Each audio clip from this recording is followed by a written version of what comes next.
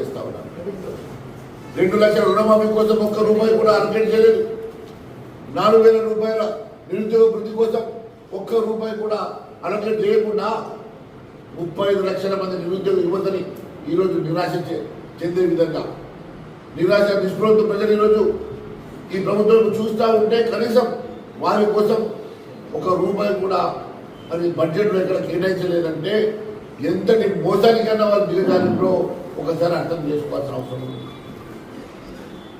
హామీల గురించి అడిగితే మనం చెప్పుతో కొట్టాలని చెప్పేంత వీళ్ళు ఈరోజే డిప్రెషన్కు వచ్చి ఈరోజు ఫ్రస్ట్రేషన్కి వస్తున్నారంటే ఈ ప్రభుత్వం ఏ రకమైనటువంటి ఆలోచనతో ఉన్నదో దీన్ని బట్టి ప్రజలు గమనిస్తూ ఉన్నారు.